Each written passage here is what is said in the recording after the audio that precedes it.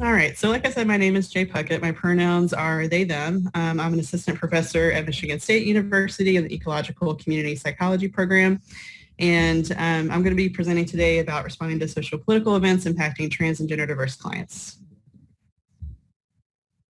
So first I wanted to start by just saying a little bit about therapy experiences of trans and gender diverse people more broadly. So trans folks seek therapy for a variety of different reasons. So some of which might be related to their gender experience, other of which are more general in nature. So some trans folks are seeking therapy services for general mental health concerns like anxiety and depression. Other clients might be seeking therapy for kind of help managing oppression, exploring their identity, or accessing gender-affirming medical care like hormones or surgeries to affirm their gender, or any number of other reasons. When seeking a therapist, though, it can be really challenging to find a therapist who is affirming and knowledgeable about working with trans and gender diverse people. So oftentimes clients have the experience of seeking out a provider and maybe finding someone who self-proclaims to be affirming, but still having the experience of even those therapists not engaging in even the most basic of affirming practices like asking about pronouns or asking about a person's name in an affirming way. So as a product of that, given that self-perception of one's affirmation of trans folks is not necessarily a reliable predictor of living out things that would be affirming within clinical care, can be really tough for people to be able to find a therapist who is a good fit for them, or a therapist that won't engage in kind of microaggressions within the context of therapy. So within therapy, here's a few examples of what those experiences might look like. When we look at non-affirmation, that can include things like misgendering, denying a person's identity, conflating their gender with their sexual orientation, overemphasizing a person's trans identity, or gatekeeping. And gatekeeping just refers to kind of getting in the way of people accessing gender-affirming medical care by things like either denying services or requiring a very high number of sessions before you'd write a letter for such services. In contrast to that, there are a variety of actions that people can take to be affirming within clinical care. So that can include acknowledging and disrupting cisnormativity, or empowering their clients, or validating their gender experiences. Another thing that therapists can do to be affirming within therapy is to integrate contextual factors into their case conceptualization or into their work with clients. So as trans folks, our lives are inherently embedded within a broader social political context and systems that oppress trans people. And as such, it can be important for therapists to really acknowledge those experiences, integrate that into case conceptualization, or acknowledge it within the clinical work with their clients.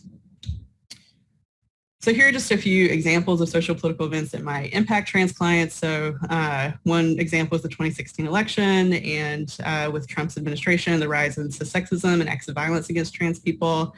Across the past year, there were many, many bills that were put forward that restricted the rights, or were meant to restrict the rights of trans people. So that's another example of something that could impact clients in therapy. And we also need to pay attention to intersectional experiences. So a client might be, if they are also a racial minority, might also want to integrate attention to things like a Black Lives Matter rally in the local area, or news stories about racist events that are happening. So when therapists do this, we are likely to benefit our work with clients. So it can strengthen our case conceptualization, make sure we're actually paying attention to the things that are impacting our clients' lived experiences. It can improve rapport. It can also validate reactions to those events, and to make sure that we're actually attending to them. So although helpful, we know much less about how therapists actually integrate this information into therapy, or what happens when therapists don't integrate this information. So in our current study, we wanted to understand more about how therapists respond to ongoing social political events that were happening over the course of a year, as well as what types of therapy experiences were viewed as helpful or unhelpful across the year. So I'm just going to tell you a little bit about the overall study. So this was a large study that was co-led by myself and Dr. Zachary Du Bois at the University of Oregon, along with a team of collaborators. And our site leaders were Drs. Deborah Hope, Richard McCarthy, and Robert Paul Juster. And we also had many students and collaborators on the team. So it took a very large group of us to pull this off. We started the study particularly in response to the socio-political climate at the time under the Trump administration, and some of the things that were happening that were targeting trans folks' rights. And so we wanted to really understand more about how social context and place play a role in trans folks' health and resilience. So we recruited folks in 4 different states Michigan, Oregon, Tennessee, and Nebraska that have pretty different social climates that can impact trans folks' health and well-being. In terms of the study itself, after folks first completed a screener to indicate they were interested in the study, and then if they qualified, we met with them for about a three-hour in-person visit that included an interview, qualitative interview, completing a number of different questionnaires and surveys, and then biomarker collection, given we were interested in some health outcomes. After that, we switched to online surveys for 12 months afterwards for when folks completed one survey each month to reflect on their experiences. And then at the final visit, we did an interview over Zoom and then an in-person biomarker collection. So we started data collection in the fall of 2019, and that lasted into March 2020. And as we all know, that also aligned with the COVID pandemic. So we finished recruitment a little bit early just because of that, and then switched to our monthly online surveys, which were meant to be online anyway. So that kind of worked out well at that point. We had pretty good retention across the year. So we had 158 people enrolled in the study, and then our average retention across the 12 months was about 84%. And so you can see here, we're just kind of wrapping up things now. In terms of sample characteristics, we had, like I said, 158 participants across the 4 states. The average age of participants was about 33 years old. Folks had a range of gender identities, including identifying as trans men, trans women, non-binary folks, as well as a lot of other identities reflected here in the table. Participants were, well, about 44% of participants were employed full-time, and most people in our sample had a pretty low level of income. Overall, our sample was 31% participants of color, 69% white participants, with variability across the states. If you look here, we had many fewer participants of color in Nebraska and Tennessee. So each month, participants received items about asking about their therapist and their therapy experiences. So we asked folks each month, are you currently seeing a mental health provider? Have you discussed current events related to the trans community?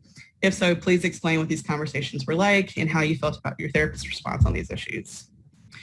We also asked people more generally as a trans person over the past month, what's been helpful and what's been unhelpful. And in these responses, people also reflected on social contexts and things that were happening. So we're going to talk about those as well today. So these were open-ended responses. Or with the qualitative data, we coded this via thematic analysis using the Deduce software. And also just wanted to note this is a preliminary analysis and findings because we're still coding data for one state.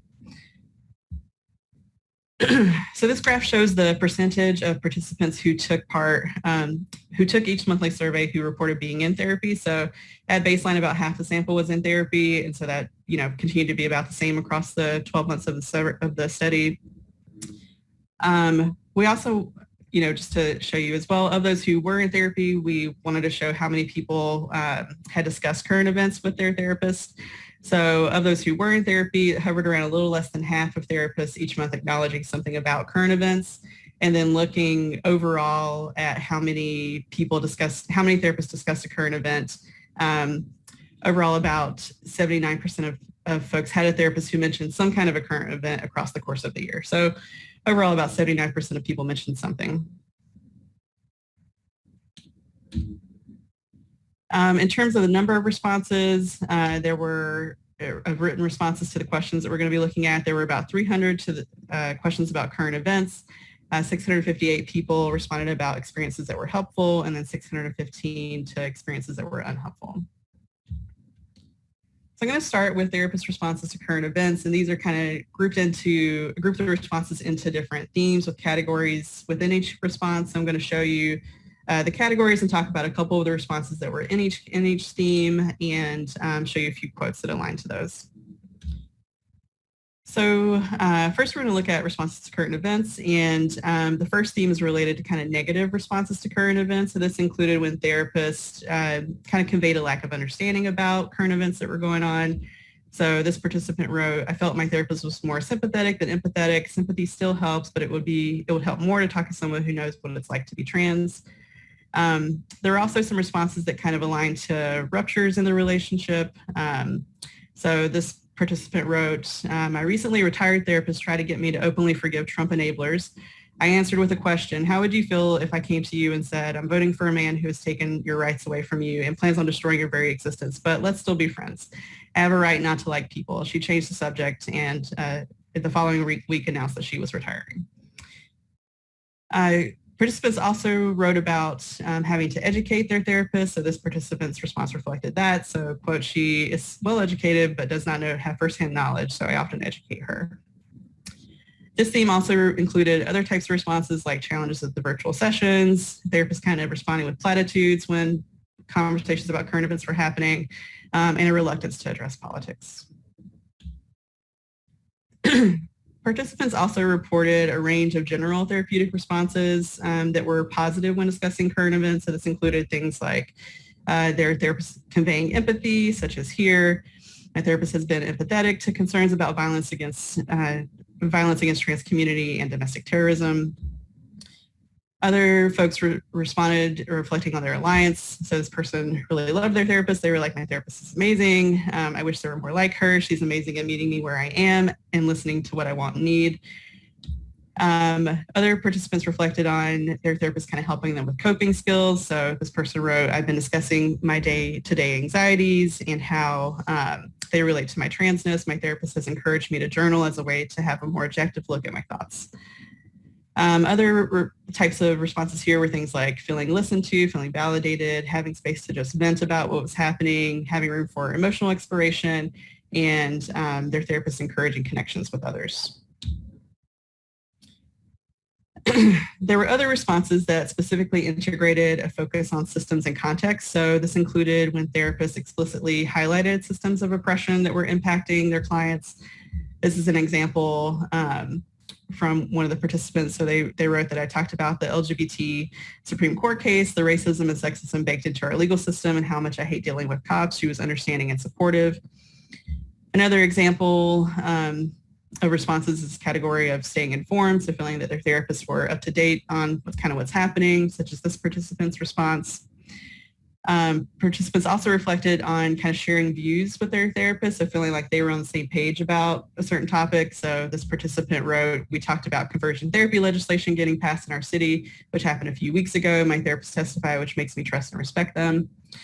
And then some people wrote specifically about having a trans therapist and that being helpful for them. So this person said, about a month ago, I started seeing a new therapist who is non-binary. I've been looking for someone who actually understands what it is like to be in the trans community, and I have been really satisfied with them so far. I feel like they actually understand me. Sometimes I think therapists think LGBTQ plus is just a box to check and don't have any relevant tactics for handling this community.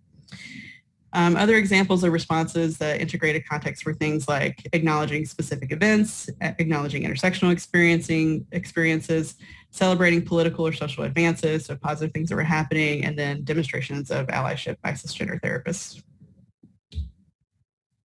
So moving on to the second question about what was helpful, this was specific. There were a few responses that kind of fell into this theme of general helpful therapeutic responses. So this included things like feeling validated by one's therapist, as you can see here. Another example is kind of having space for emotional expression. So this person said that their therapist helped them to vocalize their anxious thoughts in order to address them. Another example in this category was helping to change one's perception. So their therapist helping them to reframe the situation. Other things that happened within this theme were things like feeling listened to, having a focus on progress and positives, being provided resources, help with coping skills, discussing medication, talking about specific therapy approaches, reflections on the alliance, being available, and relationship supports.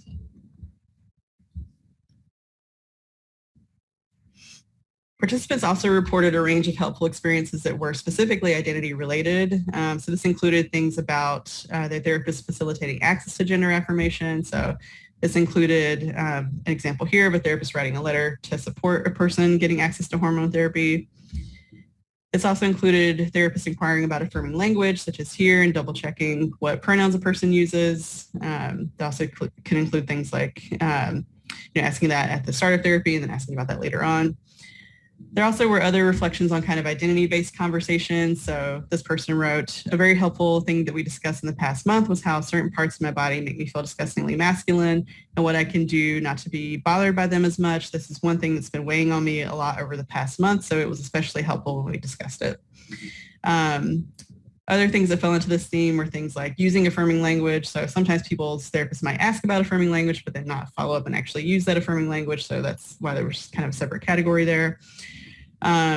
Also, this included things like not overemphasizing a person's trans identity, therapist seeking out education, being knowledgeable, and having a trans therapist. So there are other, the third theme for this question was related to responses that kind of bring in context and systems. So this included responses about externalizing stigmas. So this participant wrote that their therapist helped them to externalize heteronormativity or transnormativity that they had internalized. Responses that also helped clients or participants to help develop agency in response to events that were happening. So this person wrote, it helped me focus on things I can control and ask me questions to help me clarify for myself what I want. And then responses that integrated context. So this person wrote, helped me contextualize feelings and fears related to the current sociopolitical climate. In terms of what's been unhelpful, I'm going to show a little bit fewer quotes just for time. So this included things like some general comments about like the format and process of therapy. Some people didn't like telehealth or felt like their therapist wasn't as available as they wish they would be. There were also some general actions that were unhelpful. So feeling like your therapist had a superficial focus, was dismissive of your experiences. Again, kind of responding with platitudes, feeling like you were worse afterwards, having a general disconnection, or therapists kind of hyper-focusing on themselves in a way that was rupturing to therapy, to the alliance. In terms of identity-related unhelpful responses, people wrote about things like having to educate their therapist. So this participant said, she assists, so sometimes I do have to do a fair amount of emotional labor to explain things. Other responses were about feeling that their experiences of gender were minimized in some way. So this person wrote, I'm not completely sure she understands the abject terror of having a wannabe dictator in a studies targeted group you're part of for the first steps towards extermination. Even a couple of months ago, the GOP was pretty open about how it was going to get its face all whipped up and rearing to go to the polls by dangling the issue of civil rights for trans people like a stray cat over the ring in the first round of a dogfight. So all of that is a long-ass way of explaining why a more or less rational trans person might be living in a state of constant terror. So kind of reflecting on how these reactions are very understandable given contextual factors that are happening for trans folks.